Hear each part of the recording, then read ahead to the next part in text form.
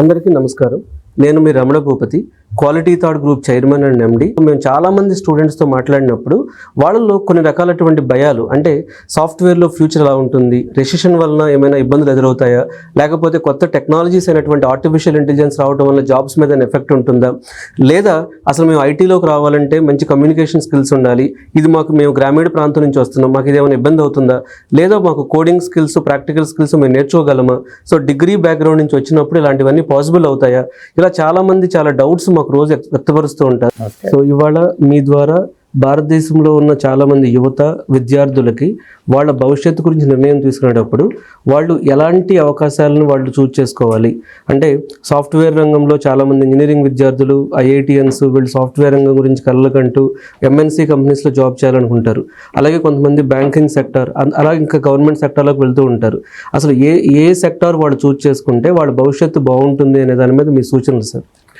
అంటే ఇప్పుడు కూడా మనకు ఏ దేశంలో కానీ, మన దేశంలోనే కాదు, ప్రభుత్వమే అందరికీ ఉద్యోగాలు కల్పించడం సాధ్యం కాదు. అంటే ప్రభుత్వ రంగంలోనే ఉద్యోగాలు అనేది ప్రాక్టికల్గా ఏ దేశము కల్పించలేదు. ఎందుకంటే ప్రభుత్వానికి ఉండేటువంటి రెవెన్యూ ఎక్స్పెండిచర్ లిమిటేషన్స్ ఉంటాయి. ఉద్యోగుల జీతభత్యాలపైనే భారీగా ఖర్చు పెడితే ప్రజల అభివృద్ధి సంక్షేమానికి ఖర్చు పెట్టడానికి అవకాశం ఉండదు. అందువల్ల గవర్నమెంట్ ఎప్పుడు కూడా మేజర్ ఎంప్లాయర్గా ఉండదు. రెండవది, గవర్నమెంట్ అనేది సర్వీసెస్ ప్రొవైడ్ చేసేది. దాని నుంచి ఎకానమీ పెరగడం కానీ, రిసోర్సెస్ పెరగడం కానీ ప్రత్యక్షంగా ఉండదు. సో అందువల్ల ఎకానమీ పెరగాలి, ప్రొడక్టివిటీ పెరగాలి అంటే అనివార్యంగా ప్రైవేట్ రంగం, నాన్ గవర్నమెంటల్ సెక్టారే పెరగాలి. సో అందువల్ల మళ్ళీ మనకు లిబరలైజేషన్ తర్వాత ఎకానమీలో, సమాజంలో ప్రభుత్వ పాత్ర రోజు రోజుకు పరిమితం అవుతుంది. అందువల్ల యువత ప్రభుత్వ ఉద్యోగాలపైనే దృష్టి పెట్టుకుంటే అది ఆచరణలో సాధ్యమే పని కాదు. రెండవది, ప్రభుత్వ ఉద్యోగాలలో కొంత స్థిరత్వం ఉన్నమాట నిజం. ఒకప్పుడు మాలాంటి వారికి పెన్షన్ సదుపాయం ఉన్నది, కానీ ఇప్పుడు 2004 తర్వాత రిక్రూట్ అయిన వాళ్ళకు పెన్షన్ సదుపాయం కూడా లేదు. అందువల్ల ప్రభుత్వ ఉద్యోగానికి ఒకప్పుడు ఉన్న పెన్షన్ సదుపాయం కూడా ఇప్పుడు పోయింది. ఇక ప్రభుత్వ ఉద్యోగంలో కొంత స్టెబిలిటీ ఉన్నమాట నిజం, కానీ అదే సమయంలో గ్రోత్ ఉండదు, ఎంటర్ప్రైజ్ ఉండదు. ఇప్పుడు నేను యూనివర్సిటీలో 1988లో అసిస్టెంట్ ప్రొఫెసర్గా రిక్రూట్ అయ్యాను. 2023 ఆగస్టుకు ప్రొఫెసర్గా రిటైర్ అయ్యాను. నాకు వచ్చినటువంటి 2 ప్రమోషన్లు కూడా కాలానికి అనుగుణంగా వచ్చినాయి. పర్టికులర్ పీరియడ్ తర్వాత వస్తుంది. సో నా పర్ఫార్మెన్స్తో సంబంధమే లేదు. నేను కొన్ని వేల ఆర్టికల్స్ రాశాను, కొన్ని వేల టీవీ ప్రోగ్రాంలో పాల్గొన్నాను, కానీ ఒక్క ఆర్టికల్ రాయని వారికి, ఒక్క టీవీ ప్రోగ్రాంలో పాల్గొన్న వారికి నాకు ఒకేసారి ప్రమోషన్ వస్తుంది.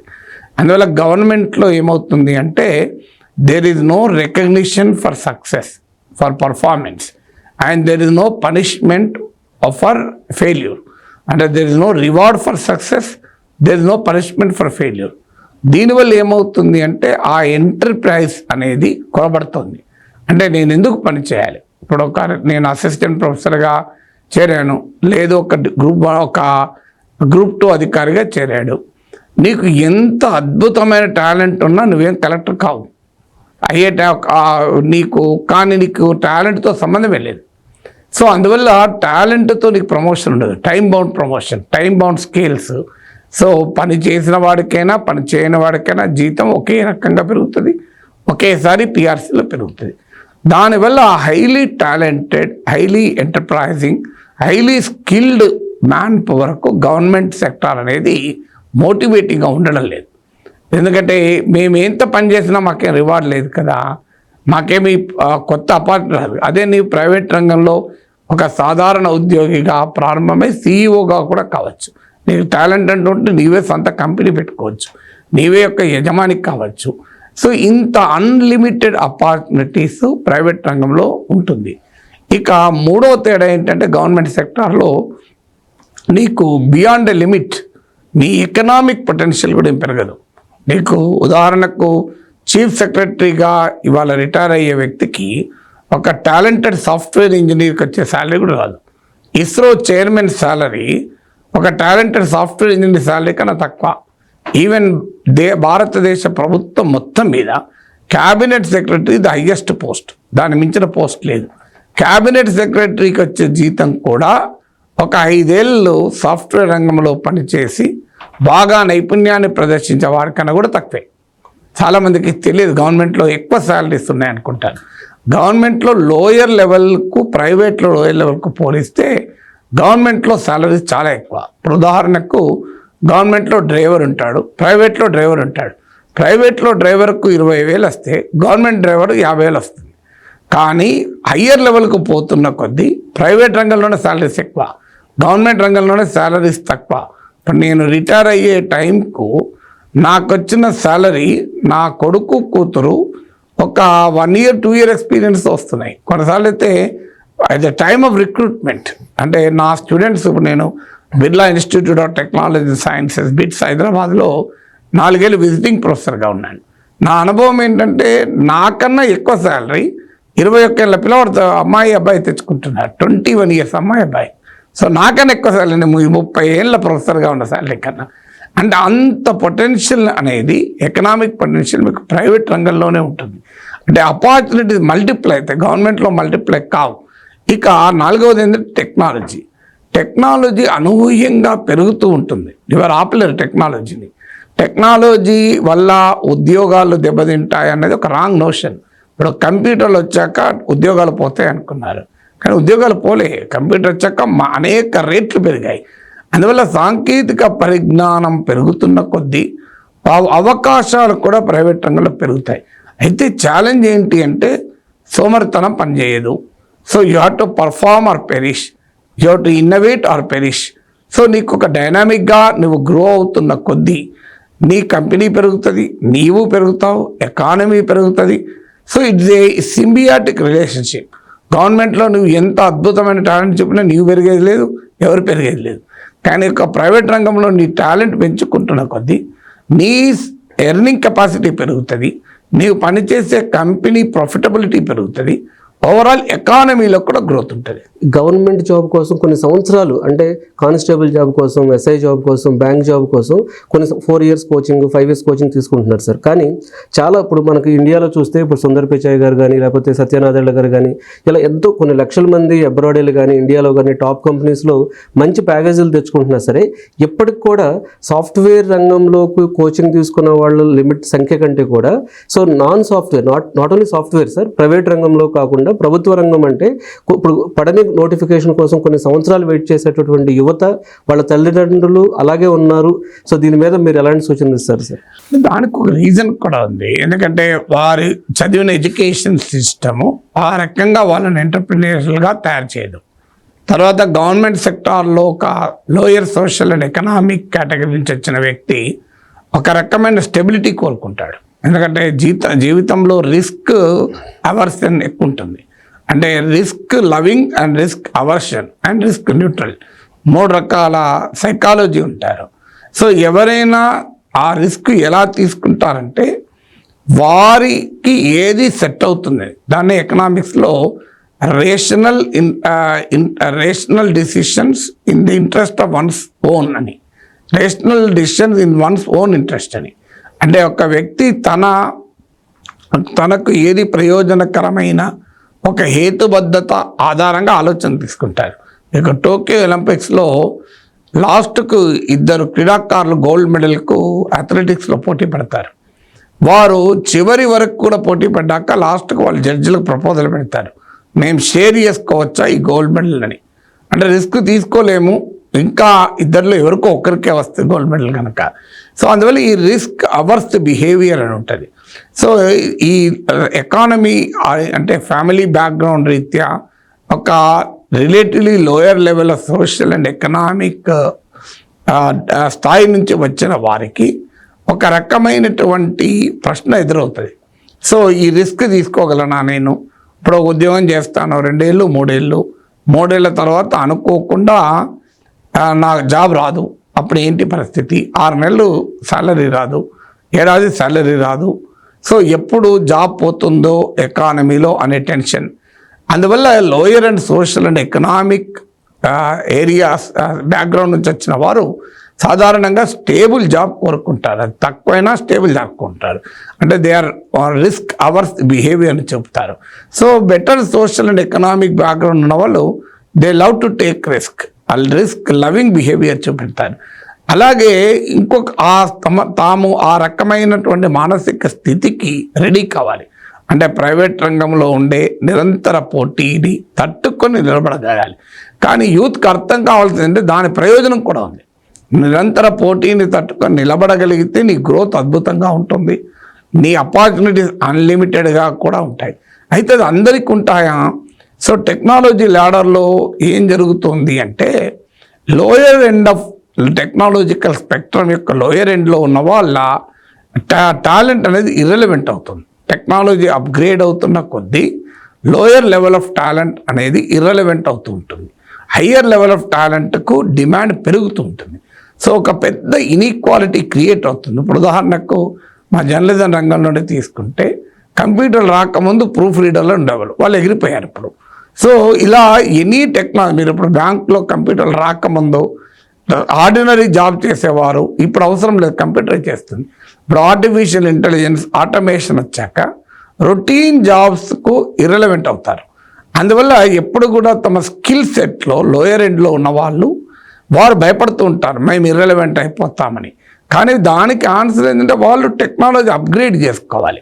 ఆ రకమైన ఎంటర్ప్రైజ్ వారిలో ఉండాలి. ఇప్పుడు నేను ఇప్పటికీ కూడా నిరంతరం నాకున్న సామర్థ్యాన్ని అప్డేట్ చేసుకుంటూ ఉంటాను. నేను ఒకప్పుడు పత్రికలకే రాశాను, తర్వాత టెలివిజన్లోకి వచ్చాను, తర్వాత ఇంటర్నెట్ యుగం వచ్చాక ఆన్లైన్ వెబ్సైట్లకు రాయడం మొదలుపెట్టాను. ఇప్పుడు సొంత యూట్యూబ్ ఛానల్ పెట్టుకున్నాను. రేపు బహుశా మెటావర్స్లోకో ఆర్టిఫిషియల్ ఇంటెలిజెన్స్ ప్రపంచంలోకో జనరేటివ్ ఏఐ ప్రపంచానికి కూడా ఎంబ్రేస్ చేయాలనేది నా కోరిక. సో నిరంతరం మనము అప్గ్రేడ్ కావాలి. ఆ మెంటాలిటీ మనము ఎడ్యుకేషన్ సిస్టంలోనే కల్పించాలి. అన్ఫార్చునేట్లీ వారికి ఉన్న సామాజిక ఆర్థిక నేపథ్యం వల్ల ఆ రకమైన మైండ్ సెట్, ఆ రకమైన స్కిల్ సెట్ ఈ రెండు ఉండనప్పుడు ఏం చేస్తారు అంటే గవర్నమెంట్ జాబ్స్ అయితేనే సేఫ్, కానిస్టేబుల్ అయినా ఇప్పుడు మన ఇంజనీరింగ్ అభ్యర్థులు 10వ తరగతి ఎలిజిబిలిటీ ఉండే పోస్టులు కూడా అప్లై చేస్తున్నారు. సో విఆర్ఏలు, విఆర్ఓలు, కానిస్టేబుళ్ళు 10th ఇంటర్మీడియట్ క్వాలిఫికేషన్ సరిపోయే పోస్టులకు కూడా ఇంజనీరింగ్ గ్రాడ్యుయేట్స్ చేస్తున్నారు. కారణం ఏంటి అంటే వారికి ఆ ధైర్యం లేదు, ఆ స్కిల్ సెట్ లేదు. సో ఇంజనీరింగ్ చేసేవాడికి ఎన్నడూ జీవితంలో జీమెయిల్ వాడినాడు కూడా ఉంటాడు. ఆశ్చర్యపోతుంది, గూగుల్ డ్రైవ్ తెలుసా అంటే తెలియదు, జీమెయిల్ వాడినావా అంటే వాడలే. సో మరి ఇంజనీరింగ్ చేసి ఒక జీమెయిల్ వాడకుండా గూగుల్ డ్రైవ్ అంటే ఏంటో తెలియకుండా ఇంజనీరింగ్ డిగ్రీలు వస్తున్నాయి. అంటే ఇంజనీరింగ్ ఎడ్యుకేషన్ ఆ స్థాయికి దిగజారింది మన ఎస్పెషల్లీ తెలుగు రాష్ట్రాల్లోనైతే కనీస నైపుణ్యాన్ని, బేసిక్ టెక్నాలజీ కూడా నేర్పకుండా ఇంజనీరింగ్ డిగ్రీలు ఇచ్చేస్తాను. సో దీనివల్ల ఏమవుతుందంటే వాళ్ళు ధైర్యం చేయరు, మేము ప్రైవేట్ రంగంలో ఎంటర్ అయితే మా పరిస్థితి ఏంటి. అందువల్ల ఆ స్కిల్ సెట్ డెవలప్ చేయగలగాలి. ఆ స్కిల్ సెట్ డెవలప్ అయితే ఆటోమేటిక్గా మైండ్ సెట్ డెవలప్ అవుతుంది. సో దాంతోపాటు కమ్యూనికేషన్ స్కిల్, నీకు టెక్నాలజీ రంగంలో, ప్రైవేట్ రంగంలో especially language skills, soft skills develop కావాలి. ఇవన్నీ అసాధ్యం కాదు. ఇవి మీకు ఈ స్కిల్ సెట్ డెవలప్ చేసుకుని మైండ్ సెట్ డెవలప్ చేసుకుంటే వచ్చే ప్రయోజనం చాలా రెట్లు ఎక్కువ. సో అందువల్ల ఆ ప్రయోజనం మీకు ఒక ఎవరేజ్ గవర్నమెంట్ ఎంప్లాయీతో పోలిస్తే ప్రైవేట్ రంగంలో కూడా సగటున అదే టాలెంట్ ఉన్న వ్యక్తి అంతకన్నా ఎక్కువ సంపాదిస్తున్నారు. అయితే గవర్నమెంట్లో ఉండే స్టెబిలిటీ కొరకు, గవర్నమెంట్లో ఉండే కంఫర్ట్ కొరకు గవర్నమెంట్ వైపు వెళ్తున్నారు తప్ప, అయితే ఈ ప్రైవేట్ సెక్టార్లో అయితే నీకు 12 గంటలు కూడా పనిచేయాలి. సో చాలా ఐటీ కంపెనీల్లో వర్క్ ఫ్రమ్ హోమ్ వచ్చాక అసలు టైమే ఉండలేదు, no limit to the time. So అలా పని చేసుకుంటారు, రాత్రి 10 దాకా కూడా పనిచేసే వాళ్ళు ఉన్నారు. మీకు అదే గవర్నమెంట్లో అయితే మార్నింగ్ 10:30కి వెళ్తే మళ్ళీ 4:35కి బయటపడచ్చు. సో ఈ కంఫర్ట్ కోరుకుంటున్నారు, కానీ దాని కాస్ట్ ఎంత అనేది అర్థం చేసుకోవాలి. దాని కాస్ట్ ఏంటి? నీ గ్రోత్ ఆగిపోతుంది, నీ ఎకనామిక్ ఆపర్చునిటీస్ ఆగిపోతున్నాయి. ఇప్పుడు నేను యూనివర్సిటీ ప్రొఫెసర్గా నేను సాధించిన దాంతో పోలిస్తే నేను ప్రొఫెషనల్గా బయట సాధించిన చాలా ఎక్కువ. అందువల్ల ఆ రకమైన ఆపర్చునిటీ నాకు ఎలా వచ్చాయి? నాకున్న టాలెంట్ వల్ల వచ్చాయి.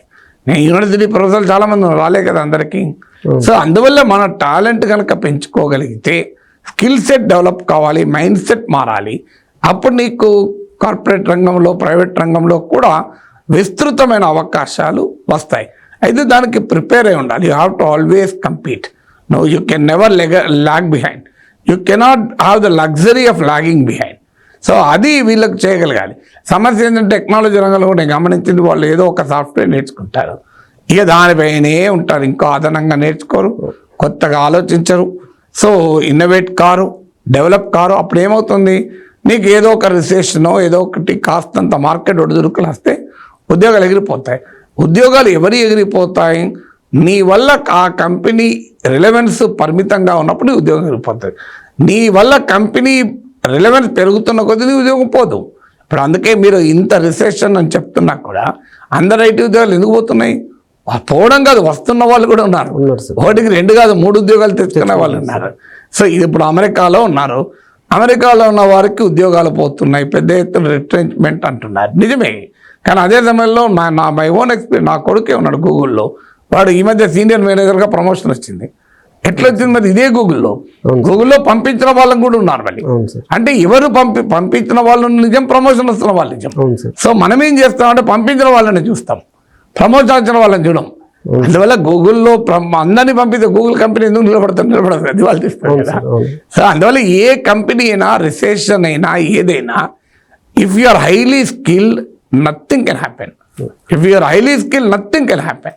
కానీ సమస్య ఎక్కడ వస్తుందంటే if you are low skill, అప్పుడు మాత్రం నీకు ఈ మార్కెట్ ఒడిదుడుకులు తప్పవు. ఎందుకంటే మార్కెట్ ఎప్పుడు ఒకే రకంగా ఉండదు. So market is always volatile. So ఆ మార్కెట్కున్న స్వభావం, దానికి నీవు తప్పు మార్కెట్ ఎకానమీది అనుకుంటావు. ఎకానమీని నువ్వేం మార్చలేవు, నిన్ను నువ్వు మార్చుకోవచ్చు కదా. So if you get every turn the disadvantage into advantage అంటే తత్వవేత్త. నిజంగానే 6 నెలలు నీకు ఉద్యోగం పోయింది, బెంచ్ మీద ఉన్నావు, learn the new skill. So నేను ఇప్పుడు రిటైర్ అయ్యాను, రిటైర్ అయినాక నేను నిద్రపోతే ఏముండదు. నేను రిటైర్ అయిన కూడా 16 గంటలు పనిచేస్తున్నాను, ఎంజాయింగ్ వర్క్. సో నాకేమి అలసట లేదు, చిరాకు లేదు, ఏది లేదు కదా. And I'm rewarded for that. నేనేమీ త్యాగాలు చేయడం లేదు. ఐఎమ్ సూటబుల్లీ కాదు, better rewarded for my work. So అందువల్ల అల్టిమేట్గా if you are on the move, నీవు పరిగెత్తేవాడు ఎప్పుడూ వెనకబడాడండి. ఆగిన వాడే వెనకబడతాడు.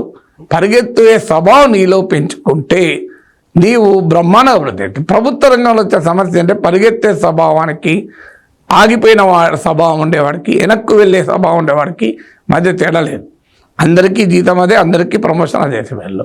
కానీ ప్రైవేట్ రంగంలో నీకు పరిగెత్తే స్వభావమే ఉంటే ప్రపంచమే నీ చేతిలోకి వస్తుంది, ఆకాశమే నీకు అద్దవుతుంది. ఇప్పుడు మన నాస్కామ్ ప్రకారం 1.7 మిలియన్ జాబ్స్ ఒక ఆర్టిఫిషియల్ ఇంటెలిజెన్స్ మీద కొత్తగా క్రియేట్ అవుతున్నాయి. కానీ చాలామంది స్టూడెంట్స్లో ఎక్కువగా ఏం చూస్తూ ఉంటాను సార్, ఒక భయం. అంటే నేను ఆ ప్రాక్టికల్ నాలెడ్జ్ చేయగలుగుతానా, 2 కమ్యూనికేషన్ స్కిల్స్ సరిపోతాయా నావి, ఒక భయం అనేది చాలామంది యువతలో, వాళ్ళు అనుకున్న మీరన్న ప్రైవేట్ ఉద్యోగం కానీ లేకపోతే మేము రోజు చూసే సాఫ్ట్వేర్ ఉద్యోగం వెళ్ళటానికి ఒక భయం అనే ఒక ఫోబియో వాళ్ళలో ఎక్కువ ఉంటుంది సార్. ఎస్పెషల్లీ ఈ coding skills, communication skills sir, ఈ రెండింటిని డామినేట్ చేయలేక వాళ్ళు అక్కడే కూర్చుని వాళ్ళు ఇటు సైడ్ రాకుండా కొంత ఆపుతున్నాయి అనేది బయట మేము చూస్తున్నది సార్. దానికి అవి పోగొట్టుకోవాలంటే వాళ్ళు ఎలాంటి జాగ్రత్తలు పాటిస్తే బాగుంటుంది అంటారు సార్? అంటే టెక్నాలజీని ఎన్నడూ వాడకపోతే అది ఒక భూతంలా కనబడుతుంది. కానీ ఇప్పుడు టెక్నాలజీ రంగంలో కూడా వస్తున్నటువంటి పరిణామాలు ఏంటంటే సెల్ఫ్ లెర్నింగ్. నిజంగా చెప్పాలంటే ఇలా కంప్యూటర్ ఏమీ తెలియని కూడా వాడచ్చు.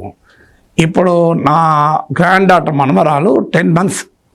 సో 10 నెలల అమ్మాయి మొన్న చూస్తే ఆశ్చర్యం వేసింది. అది అబ్జర్వ్ చేస్తుంది తల్లిదండ్రులు టీవీ పెట్టగా. సో సోఫాలో కూర్చొని రిమోట్ తీసుకుంది, దానంతటదే తీసుకొని ఆ రెడ్ బటన్ను ప్రెస్ చేసింది రిమోట్లో. టీవీ వైపు పెట్టి ప్రెస్ చేసి టీవీ చూస్తుంది, చూసి నవ్వుతుంది. అంటే దానికి ఎవరు చెప్పారు ఈ రిమోట్ అని? ఈ రిమోట్ ప్రెస్ చేస్తే టీవీ వస్తుందని, ఈ రిమోట్ను టీవీ వైపు పెట్టి ప్రెస్ చేయాలని, ఆ రెడ్ బటనే ప్రెస్ చేయాలని. It is simple observation. So 10 నెలల వయసులో ఉన్న చిట్టి తల్లికి ఆ అద్భుతమైన టెక్నాలజీ దాని తర్వాతే వచ్చేసింది కదా. సో ఈ రిమోట్ ప్రెస్ చేస్తే అక్కడ టీవీ వస్తుంది అని. సో మీకు అదొక ఎగ్జాంపుల్ చెప్తాను. సో అంటే ఒక 10 month చైల్డ్ టెక్నాలజీ నేర్చుకోగలిగితే 30 ఏళ్ళు 25 ఏళ్ళు ఎందుకు నేర్చుకోలేడంటే నాకు సింపుల్ చెప్పండి. సో 10 ఇంకా మాటలు రావు, ఇంకా నడవడం లేదు, ఏదైనా పట్టుకొని నిలబడుతోంది, అలాంటి వయసులోనే టీవీకి రిమోట్కు ఒక రిలేషన్ ఉంటుందని ప్యాటర్న్ అర్థమైంది. అవును సార్. ఈ రిమోట్లో ఒక రెడ్ బటన్ ఒత్తితే టీవీ వస్తుందన్న ప్యాటర్న్ కూడా అర్థమైంది. అవును సార్. అవును. సో టీవీ అది పెట్టి తాను మంచిగా హాయిగా సోఫాలో కూర్చొని చూస్తుంది. అవును. సో ఎవరు చెప్పిన ఇప్పుడు మనకు 60 ఏళ్ళ 70 ఏళ్ళ గ్రాండ్ ఫాదర్ ఉండి నాన్న ఈ టీవీ పెట్టలేదు ఒకసారి వచ్చి పెట్టా అంటాడు. అవును సార్. సో మరి ఆ 10 నెలల అమ్మాయి నేర్చుకుంది. అవును. అంటే ఇట్స్ నాట్ ఇంపాసిబుల్. మా అన్నయ్య మనమడు ఉన్నాడు. సో వాడికి 2 years, వాడు లాస్ ఏంజల్స్లో ఉంటాడు. సో నేను అనుభవం ఆశ్చర్యంగా ఉంటుంది.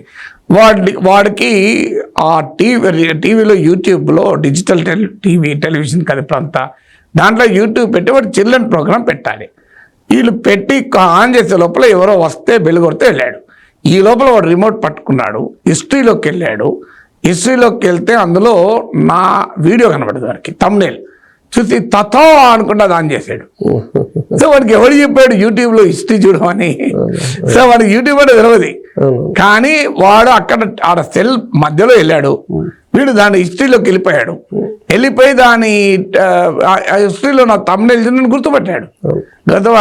గుర్తుపెట్టి తతా అనుకుంటూ పెట్టేసి టీవీలో వస్తుంటే వాళ్ళ ఫాదర్ రిటర్న్ వచ్చే వరకు తాతా టీవీలో చూపెడుతున్నాడు. అంటే ఇది నేను నా అనుభవం చెప్తున్నాను.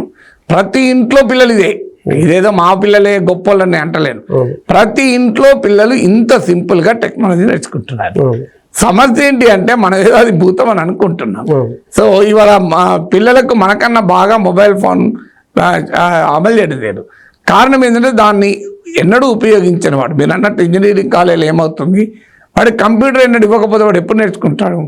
సో కంప్యూటర్ మన ఇళ్ళలో ఇవ్వము, చెడిపోతుందా అంటాం. సో చిన్నపిల్లల్ని ఇష్టం వచ్చినట్టుగా వాడడానికి నువ్వు టెక్నాలజీలో చేస్తే వాడు అద్దనే నేర్చుకుంటాడు.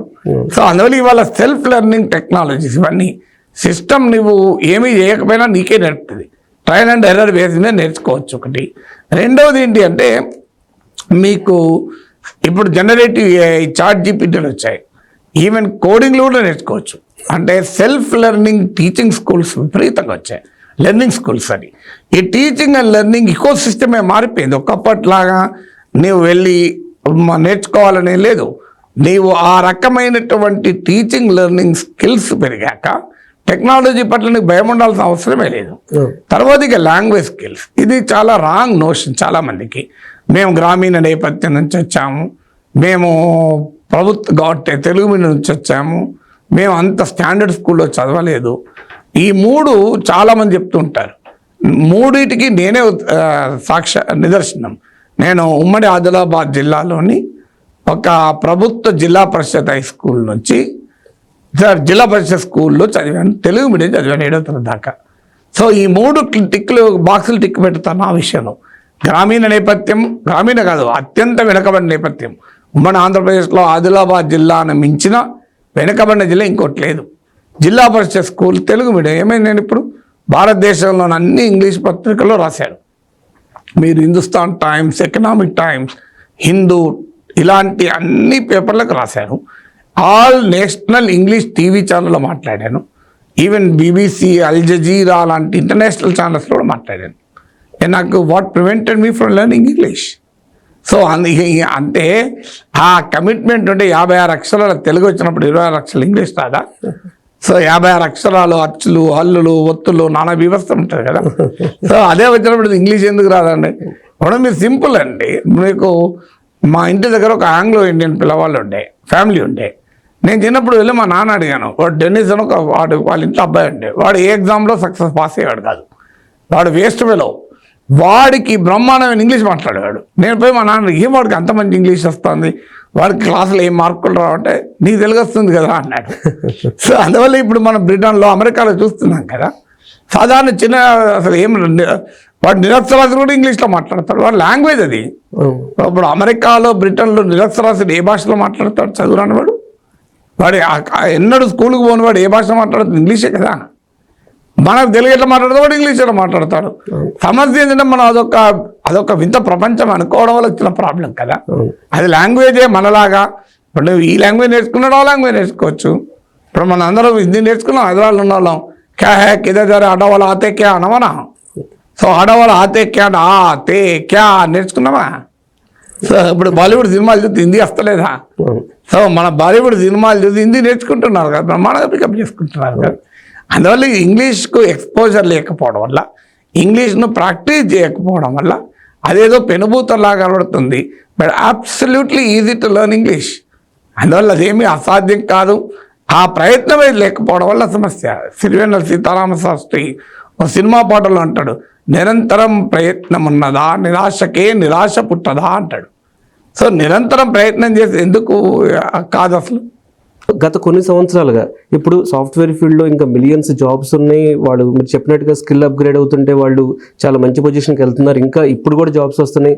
అయినా ఒక 2-3 సంవత్సరాలుగా లే ఆఫ్స్ జరుగుతున్నాయి, రెసిషన్ వస్తుంది, ఆర్టిఫిషియల్ ఇంటెలిజెన్స్ వస్తుంది, ఏదో అయిపోతుంది. బట్ వాస్తవానికి ఆర్టిఫిషియల్ ఇంటెలిజెన్స్ వల్ల చాలా కొత్త మార్కెట్ క్రియేట్ అవుతుంది. అగ్రికల్చర్ దగ్గర నుంచి ప్రతి ఇండస్ట్రీలో పెను మార్పులకు వస్తాయి, మనకి బెనిఫిట్స్ ఉంటాయి. కానీ ఇది ఎలా క్రియేట్ చేసేస్తుందంటే మన మీడియా అనేది, సో వాళ్ళకి అంటే తెలియని భయం, నిజంగా లే ఆఫ్లు ఉన్నాయా, లేకపోతే నిజంగా రెసిషన్ ఉందా, నిజంగా ఇప్పుడు ఏఐ వలన అంత అసలు ఐటీ ఇండస్ట్రీ లేకపోతే ఎనీ ఇండస్ట్రీ ఎఫెక్ట్ అవుతుందా అనే దగ్గర సో చాలా భయాలు ఉన్నాయి. అంటే ఫండమెంటల్ పాయింట్ టెక్నాలజీ, నేను ఇంతకుముందు చెప్పినట్లు కొన్ని రకాల స్కిల్స్ను ఇర్రెలవెంట్ చేస్తుంది, దాన్ని ఇవ్వడం కాదలేము. కొన్ని రకాల పనులు ఈజీ అవుతాయి. మీకు ఉదాహరణకు ఒక లిఫ్ట్ అనే టెక్నాలజీ ఉంది. 5 అంతస్తుల 10 అంతస్తుల బిల్డింగ్ ఉంది. నువ్వు ఒక వస్తువును 10 అంతస్తుల పైకి పట్టుకెళ్ళాలంటే ఒక 4 మనుషులు కావాలి. దానికి ఆ 4 మనుషులకు ఎంప్లాయ్మెంట్ దొరుకుతుంది. కింద ఎప్పటికో 4 లేబర్ పెట్టించుకోవాలి. అదే నీకు లిఫ్ట్ ఉందనుకోండి, ఎవరు అవసరమే లేదు, నువ్వు లిఫ్ట్లో ఆ సామాన్ తీసుకొని వెళ్ళిపోతావు. సో ఇది ఒక టెక్నాలజీ. ఇంకో సింపుల్ టెక్నాలజీ చెప్తాను. ఇప్పుడు ఎయిర్పోర్ట్లలో, రైల్వే స్టేషన్లలో మనం చూస్తుంటాం, పెద్ద పెద్ద బ్యాగ్స్ ఉంటాయి. ఒకప్పుడు బ్యాగ్ ఇట్లా గట్టిగా మోసుకొని పట్టుకెళ్ళేవారు, కూలీలు అవసరం ఉండేది. ఇప్పుడు ఏమైనాయి, కింద వీల్స్ వచ్చేసాయి. ఇవాళ మీకు అన్ని సూట్ కేసులకు కింద వీల్స్ ఉంటాయి, సింపుల్ టెక్నాలజీ. ఆ వీల్ వచ్చాక ఏమైంది, నీకు ఆ సూట్ కేసును ఇలా లాక్కుంటూ వెళ్ళిపోతున్నారు అంతే. నీకు ఆ లాక్కుంటూ వెళ్ళిపోయిన తర్వాత నీకు కూలీ అవసరం ఉన్నాడా? ఒకప్పుడు లేదు. తర్వాత మీకు ట్రాలీస్ వచ్చాయి, మీకు ఇప్పుడు ఎయిర్పోర్ట్లో వచ్చాయి, ఇప్పుడు ఈవెన్ రైల్వే స్టేషన్లో కూడా వస్తున్నాయి. నీ ఆ లగేజ్ అంతా ట్రాలీలో పెట్టుకుంటావు, నువ్వు ట్రాలీ ఇట్లా పుష్ చేసుకుంటూ వెళ్తావు సింపుల్గా. సో దీనికి ఈ టెక్నాలజీ వచ్చాక రైల్వే కూలీలకు ఉపాధి పోతుందంటే పోకుండా ఉంటుందా? సో అనివార్యంగా ఉంటుంది. కానీ మనిషి లైఫ్ ఎంత కంఫర్టబుల్ అయింది. ఇప్పుడు ఆటోలు వచ్చాక రిక్షా వాళ్ళు కనబడుతున్నారా?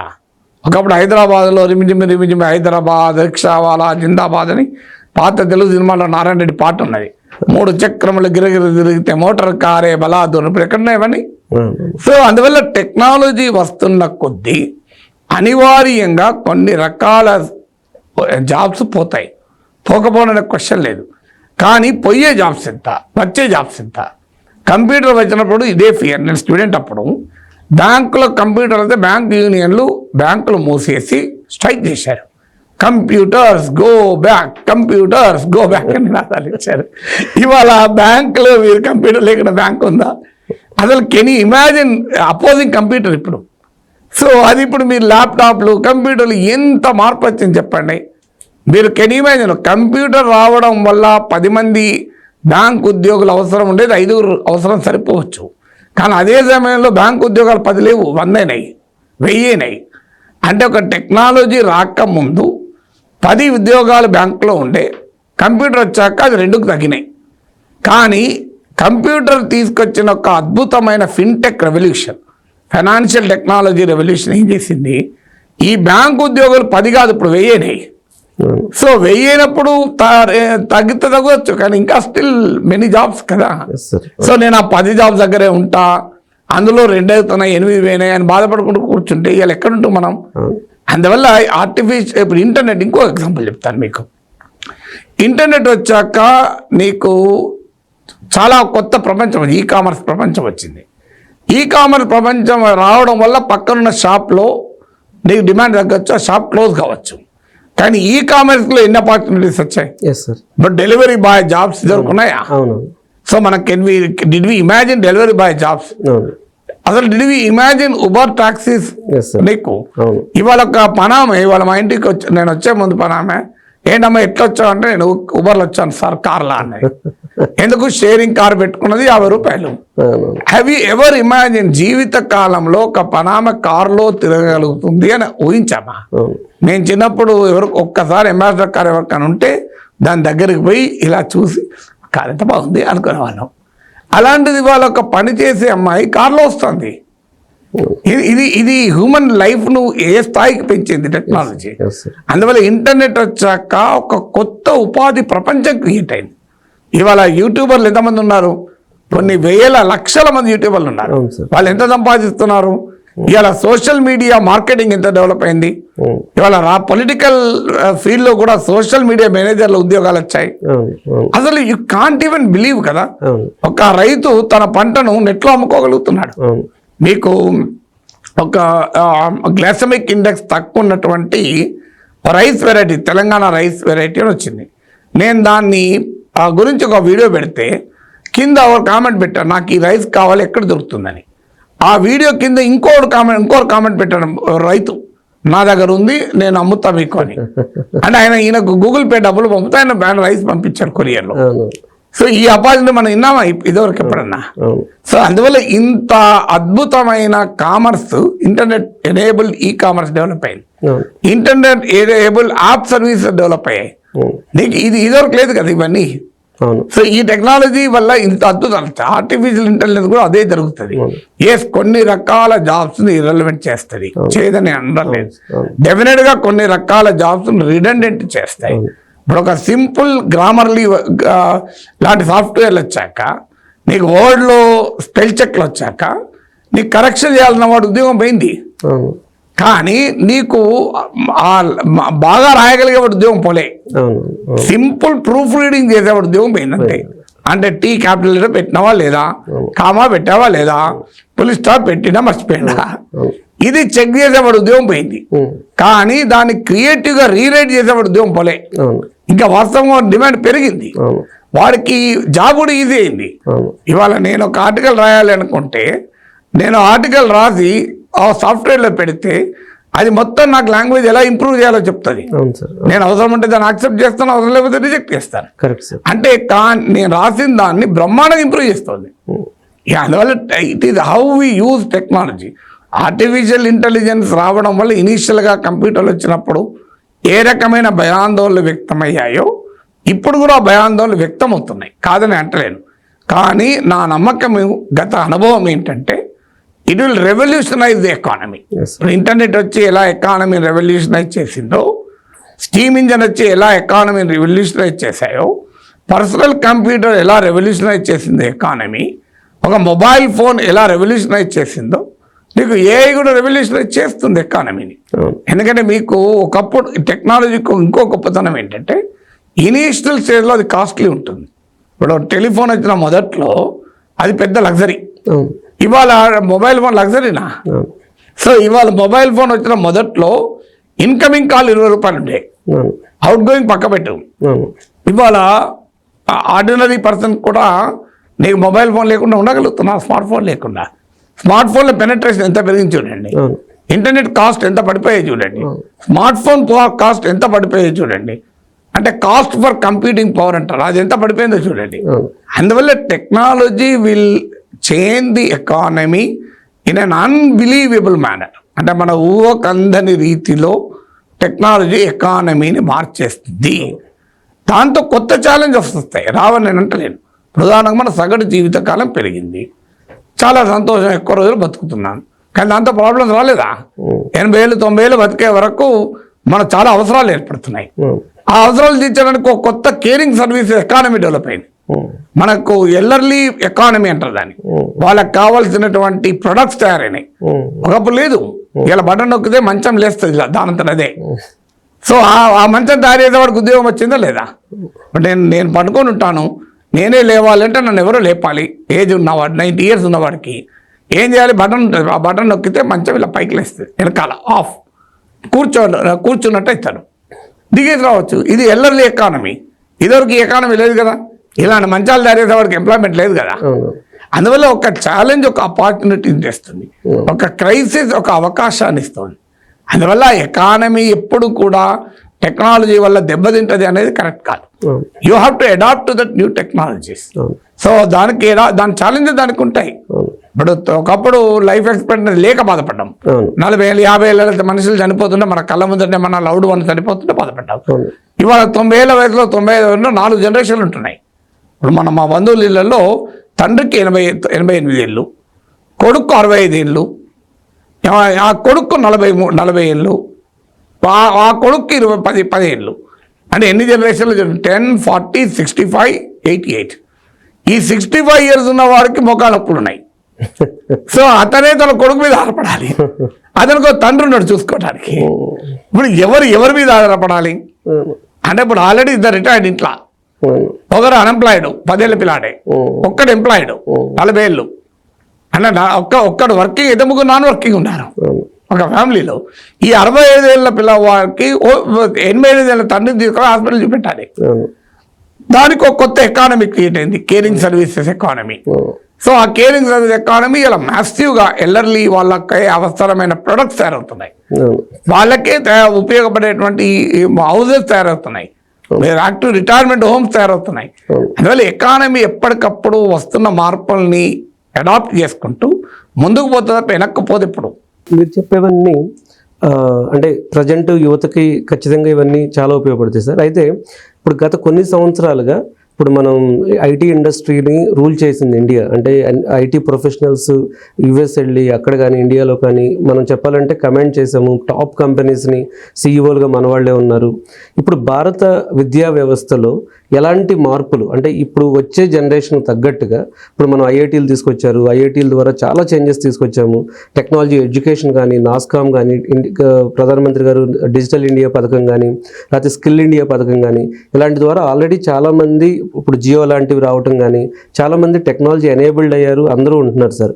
అయితే ఫ్యూచర్ పాయింట్ ఆఫ్ వ్యూలో మన విద్యా వ్యవస్థలో ఇప్పుడు 10th క్లాసు ఇంటర్మీడియట్ చూస్తే ఇప్పుడు బేసికల్గా వాళ్ళకి 10th ఇంటర్మీడియట్ అంటే బుక్స్ చదవాలి అన్నదే ఎక్కువైపోయింది, అదే స్ట్రెస్ ఎక్కువైపోయింది.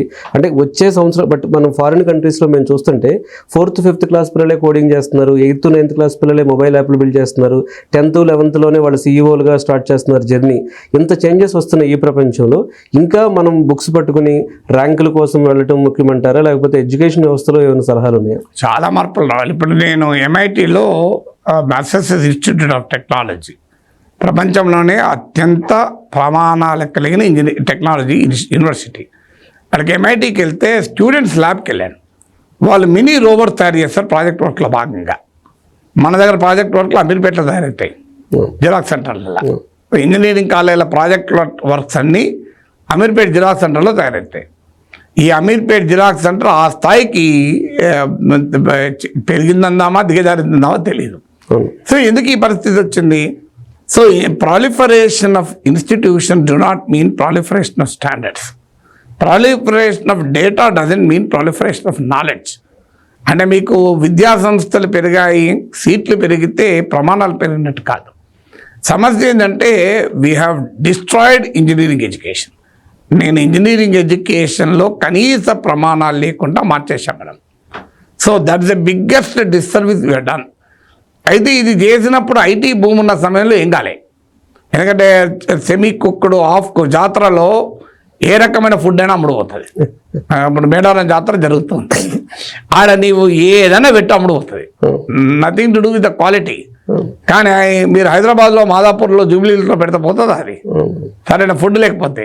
కారణం ఏంటి మరి, ఎందుకు పోతుంది? ఆడ మేడారం జాతరలో అమ్ముడుపోయిన ఫుడ్ ఇక్కడ పెడితే పోదెందుకు అంటే అక్కడ అంత భారీ రష్ ఉంటుంది, అవసరాలు డిమాండ్ ఎక్కువ ఉంటుంది, సప్లై తక్కువ ఉంటుంది. సో ఐటీ భూమి వచ్చినప్పుడు డిమాండ్ ఎక్కువ ఉంటే సప్లై తక్కువ ఉండే. దానివల్ల ఏమైందంటే ఈ semi cooked, half boiled man power అందరికి ఉద్యోగాలు వచ్చాయి. కానీ that will not be the scene every time కదా. సో ప్రతిరోజు నీకు జాతర కాదు కదా. సో అందువల్ల అనివార్యంగా క్వాలిటీ ఎడ్యుకేషన్ మ్యాటర్స్. సో అందువల్ల టెక్నికల్ ఎడ్యుకేషన్లో ప్రాక్టికల్ నైపుణ్యం లేదు.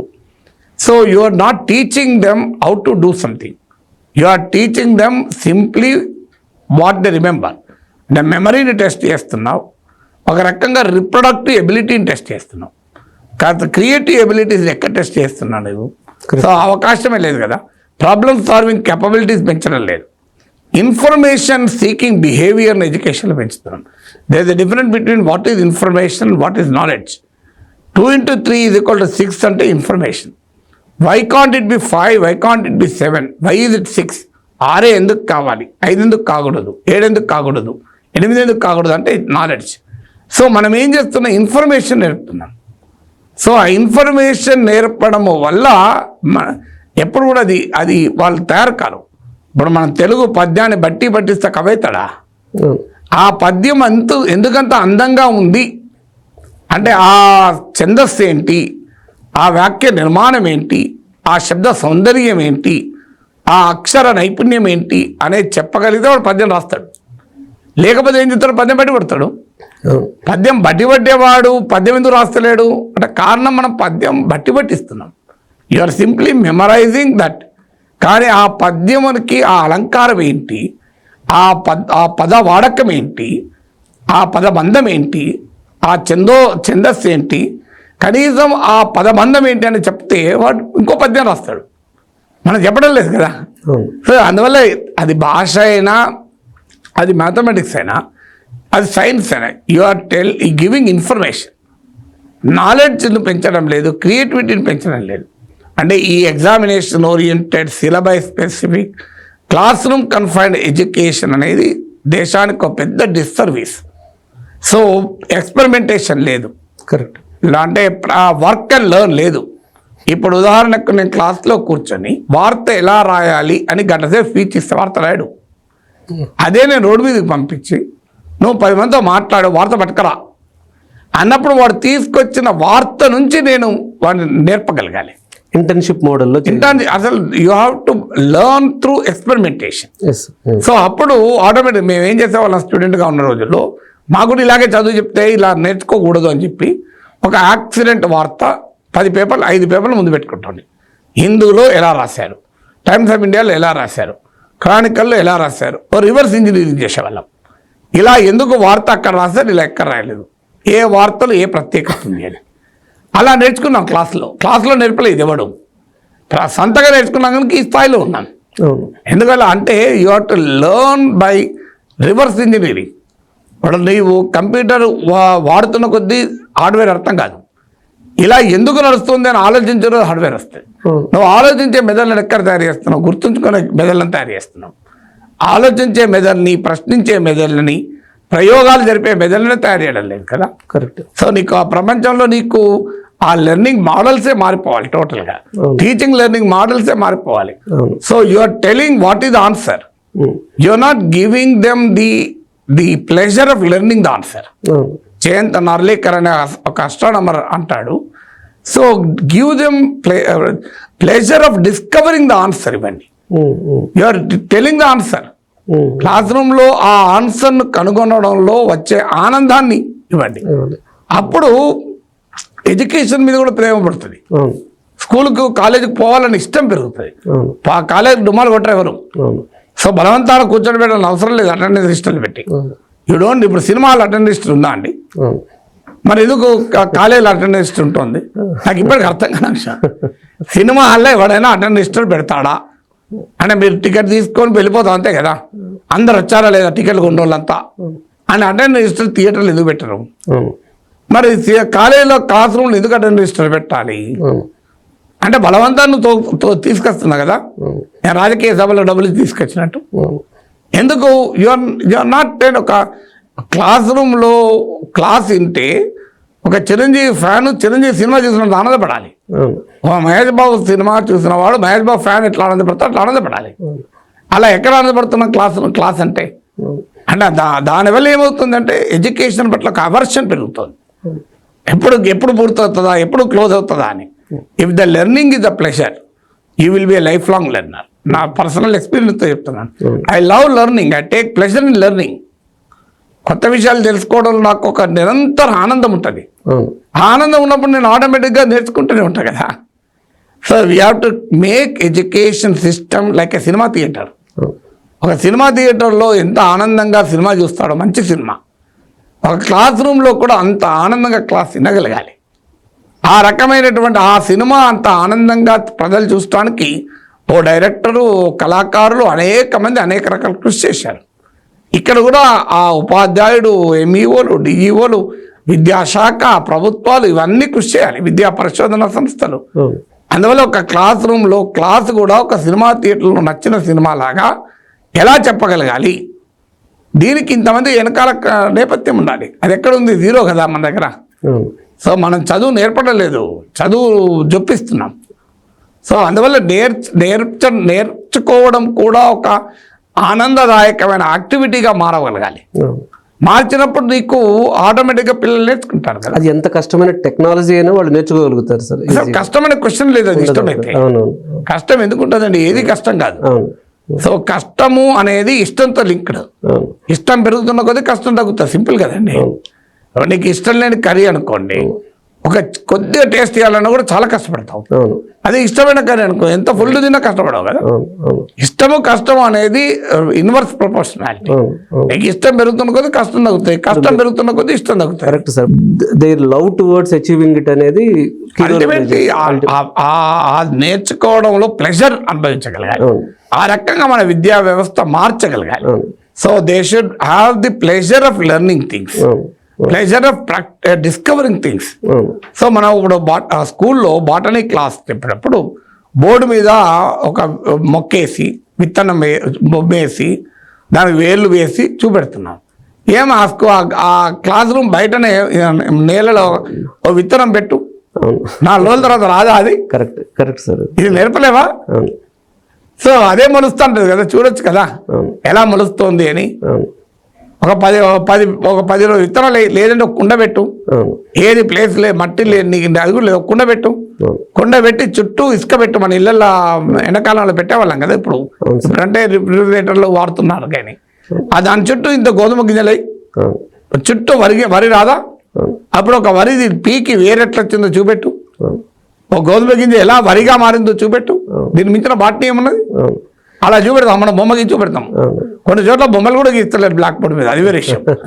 నువ్వు ఓరగా చెప్తున్నావు. ఒక విత్తనము ఇలా కిరణజన్య సంయోగ క్రియ వల్ల, ఫోటో సింథసిస్ వల్ల మొక్కగా మారుతుంది అంటాడు. వాడు కిరణజన్య సంయోగ క్రియ, ఫోటో డిజైన్ పైన పెడతా అంటాడు. But why don't you make that photosynthesis ప్రాక్టికల్గా? లాస్ట్గా ఒక క్వశ్చన్ సార్, లాస్ట్ క్వశ్చన్ ఏంటంటే చాలామంది జాబులు చేయడానికి, అది ఏ జాబ్ అయినా కానివ్వండి, జాబులు చేయడానికి ఉన్నంత ఎకో సిస్టమ్ ఇండియాలో వాళ్ళు ఎందుకు ఎంటర్ప్రెన్యూర్గా మారట్లేదు? నేను చాలామందిని క్వశ్చన్ చేసినప్పుడు, సార్ నేను కూడా చాలా గ్రామీణ బ్యాక్గ్రౌండ్ నుంచి వచ్చి గురుకుల విద్యాలయంలో చదివి తర్వాత నేను సాఫ్ట్వేర్ జాబ్ తెచ్చుకొని then I change it to IT company side, IT trainings, ఇట్లా ఎంటర్ప్రెన్యూర్గా మారాను సార్. కానీ నేను చూస్తే మనకి లోయర్ మిడిల్ క్లాసు ఈ సెగ్మెంట్స్లో ఎంతసేపు మన ఆలోచనలు అనేవి పూర్తిగా వాళ్ళు ఎడ్యుకేషన్ సిస్టము, జాబ్ రావాలి, మంచిగా సెటిల్ అవ్వాలనే కానీ ఎంటర్ప్రెన్యూర్ అవ్వాలి, ఇంకా ఉపాధి అవకాశాలు కల్పించాలి, బిజినెస్లో గ్రోత్ ఉండాలి అన్న దగ్గర ఇంకా మన ఎకో సిస్టమ్ అనేది, అంటే ఇప్పుడు చాలా వరకు స్టార్టప్స్, స్కేలప్స్, ఎకానమీ, లోన్స్ అవి ఉన్నాయి సార్. కానీ ఇంకా మైండ్ సెట్లోనే చేంజ్ అవ్వలేదు సార్. దానికి ఎట్లా మైండ్ సెట్లో మరి ఈవెన్ ఎకో సిస్టమ్ కూడా చాలా మార్పు రావాలి. సమస్య ఏంటంటే ఆ ఎకో సిస్టము ఆ రకంగా మార్పు చెందే పాలసీస్ ఉండాలి, ఆ విధానాల్లో క్రియేటివ్ పాలసీస్ కూడా ఉండాలి. బట్ మీరు అన్నట్లు ఆ మైండ్ సెట్, అల్టిమేట్గా ఎంటర్ప్రినర్షిప్ ఉన్న వ్యక్తి రోడ్డు మీద మిర్చి బండి పెట్టుకొని కూడా సంపాదిస్తాడు. మీకు ఒక సాఫ్ట్వేర్ ఇంజనీరు కూకటపల్లిలో ఉండేవారు సంపాదించిన వాడికన్నా ఆ సాఫ్ట్వేర్ ఇంజనీర్ ఉన్న రెసిడెన్షియల్ కాంప్లెక్స్లో కర్రీ పాయింట్ నడిపి ఎక్కువ సంపాదించుకుంటూ ఉంటారు. సో కర్రీ పాయింట్స్ నడిపి, so it's ultimately your approach to life. So mobility consciousness పెరగాలి. అంటే నేను ఇప్పుడున్న స్థాయి కన్నా హయ్యర్ లెవెల్కి ఎదగాలి, నేను ఆ పని చేయడంలో ప్లెజర్ ఉండగలగాలి. అంటే creating a value to the economy, creating value addition to the ఎకానమీలో ఆనందం పొందగలగాలి. నేను నలుగురికి ఉపాధి కల్పించాను అని. సో ఆ రకమైనటువంటి ప్రయత్నాలు చాలామంది ఫెయిల్ అయిన వాళ్ళే చూపెడతాను, సక్సెస్ అయిన వాళ్ళకి కూడా చూపెట్టగలగాలి. అఫ్కోర్స్ సక్సెస్ రేట్ ఎంత ఉంది అనే దానిపైన భిన్నాభిప్రాయాలు ఉండొచ్చు స్టార్టప్ ఎకో సిస్టంలో కూడా. బట్ స్టిల్ ఆ ఎంటర్ప్రెన్యూరల్ మైండ్ సెట్ మనం నేర్పకపోయడానికి కారణం మళ్ళీ ఎడ్యుకేషన్ సిస్టమే. నీకు ఆ ఎడ్యుకేషన్ సిస్టంలోనే బాల్యంలో నేర్చుకునేది ఏది కూడా భవిష్యత్తు మనిషిని తీర్చిదిద్దుతాయని. ఇప్పుడు మనమే if I go back and see my own childhood, most of my facets of my personality are built during the childhood. So నేను భాష పైన, నాకు తెలుగు భాష పైన అభిమానం కానీ, ఇలా మాట్లాడాలన్న కోరిక కానీ, 10 మందికి 4 విషయాలు చెప్పాలన్న తపన కానీ, అనేక విషయాలు తెలుసుకోవాలన్న జిజ్ఞాస కానీ, వీటన్నిటికీ మూలాలు ఎక్కడున్నాయని వెతికితే నాకు చైల్డ్హుడ్లో కనబడతాయి. అందువల్ల ఆ చైల్డ్హుడ్లోనే మనం ఎంటర్ప్రెన్యూరల్ మైండ్ సెట్ క్రియేట్ చేయగలగాలి. So let schools, let colleges experiment with entrepreneurship. So ఆ MBA కాలేజీలో నువ్వు క్లాస్లో కూర్చొని క్లాసులు చెప్తుంటావు, కానీ ఒక 10,000 ఇచ్చి, ఓ 20,000 ఇచ్చి, దీన్ని 40,000 చేయి, ఏం చేస్తావు? Do some project, do what ever you want. ఒక 50,000 ఇచ్చి MBA కాలేజీలో ఈ 50,000 నువ్వు 1 lakh ఎలా చేయగలవు? కరెక్ట్. అని ఎన్ని MBA స్కూల్స్లో నీకు ఈ ట్రైనింగ్ ఉందండి? ఏం చెప్తావు వాడికి? Marketing, financial management, human resources management, marketing management అని బట్టిస్తావు. What are the aspects of financial management, what are the aspects of HR management అని చెప్పి వాడు బట్టిపడుతూ ఉంటాడు. MBA సిలబస్లో బట్టిపట్టేటోళ్ళే తయారయ్యారు. సో HR మేనేజ్మెంట్ అంటే బట్టిపడితే వస్తా అండి. మార్కెటింగ్ మేనేజ్మెంట్ వాడే నేర్చుకుంటాడు. 50,000 ఇచ్చి దాన్ని 1 lakh చేయడంలో ఆ పడే తపన నుంచి మార్కెటింగ్ స్కిల్స్ వస్తాయి, ఆ పడే తపన నుంచి నీకు ఫైనాన్షియల్ స్కిల్స్ వస్తాయి. సో ఆ 50,000 ఇచ్చి ఆ పిల్లవాడిని, ఆ అమ్మాయిని కానీ అబ్బాయిని కానీ, how do you make it 1 lakh? Think about it. 8వ తరగతి 6వ తరగతి అబ్బాయికో అమ్మాయికో give 5,000 rupees. How do you make this 5,000, 10,000? Do whatever without doing anything wrong. తప్పు చేయకుండా 5,000, 10,000 ఇలా చేయగలవు. అని నేర్పగలిగామా మనం? నేర్పితే ఆ రకమైన థింకింగ్ మొదలవుతుంది. How to make value addition to the economy అని, how to think beyond, out of box అనేటువంటి ఆలోచన మొదలవుతుంది. అది మనం చేయనంత కాలం ఇలాగే ఉంటాం.